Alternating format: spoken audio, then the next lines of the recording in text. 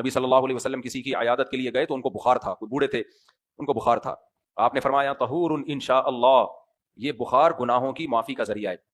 حدیث میں آتا ہے کہ بخار جو ہے نا، اللہ تعالیٰ کسی مسلمان کو آخرت کی سزا دنیا میں دینا چاہتے ہیں تو بخار میں ڈال دیتے ہیں اس کو، کیونکہ یہ بھی گرمی ہے نا، گرم ہے، تو وہاں کی آگ میں کمی آئے گی اس سے. تو آپ نے فرمایا کہ یہ تمہیں جو بخار ہے یہ طہور، یہ گناہوں کو پاک کرنے کا ذریعہ ہے، یہ بھی اللہ کی نعمت ہے. تو انہوں نے کہا نہیں، یہ نعمت نہیں ہے، یہ بوڑھے پہ مصیبت بن کے نازل ہوا ہے. تو آپ نے فرمایا اب ایسا ہی ہوگا، اب یہ کیا ہے، اب یہ گناہ کو پاک کرنے کا ذریعہ نہیں بنے گا، اب یہ کیا ہے، اب یہ اللہ کی طرف سے مصیبت ہی ہے. ایک اور حدیث میں اس مضمون کی تاکید ہے، انا عند ظن عبدی بی، نبی صلی اللہ علیہ وسلم نے فرمایا اللہ کہتا ہے کہ انسان، میرا بندہ میرے ساتھ جیسا گمان کرتا ہے میں اس کے ساتھ معاملات ویسے ہی کرتا ہوں.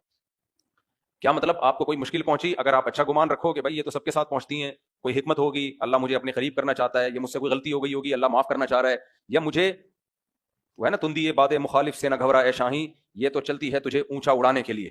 اقبال نے کہا تھا کہ شاہین کو کہ یہ جو مخالف سمت کی ہوا چلتی ہے نا، اس سے گھبرانا نہیں ہے. تو یہ جو ہے نا، سب سے پہلے گھبرانا نہیں ہے، یہ جملہ سب سے پہلے علامہ اقبال نے کہا تھا. تو تندی یہ بات مخالف سے نہ گھبرا اے شاہین، یعنی جو بات مخالف ہے، مخالف سمت کی ہوا کی جو تیزی ہے نا، اے شاہین ہے باز گھبرانا مت، یہ تو چلتی ہے تجھے اونچا اڑانے کے لیے، جتنی تیز ہوگی نا اتنی اڑان بھی تیری اونچی ہوگی. تو بعض دفعہ مشکلات انسان پہ اس لیے آ جاتی ہیں کہ اللہ اس کو بنانا چاہتا ہے، کچھ کام لینا چاہتا ہے بعض دفعہ اللہ تعالیٰ اس سے. تبھی یہ دیکھو، جو بچے بالکل چھوئی موئی ماحول میں پلے بڑے ہوتے ہیں، کبھی کوئی ٹینشن دیکھی نہیں ہوتی، وہ دنیا میں کوئی بڑا کام نہیں کر پاتے.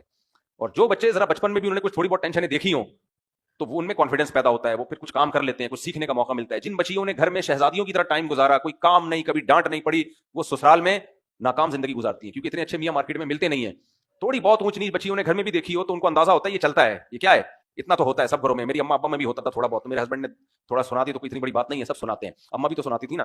خیر، تو جو اللہ کے بارے میں اچھا سوچتا ہے، انا عند ظن عبدی بھی، نبی نے فرمایا کہ جیسا اللہ کہتے ہیں جیسا میرے بارے میں سوچے گا میرا معاملہ ویسا. اس حدیث کا مطلب کیا ہوا کہ کوئی مشکل آئی، آپ نے سوچا میری خیر ہوگی تو اللہ اس میں خیر ڈال دے گا. اور اگر کوئی پریشانی آئی، آپ نے سوچا اللہ کو میں ہی ملا تھا، میرے ساتھ ہی مسئلے ہیں، تو سمجھ لو تمہارے ساتھ ہی دنیا میں مسئلے ہیں، باقی کسی کے ساتھ بھی مسئلے نہیں ہیں. مسئلے ہی مسئلے ہوں گے، اللہ بچائے سب کو.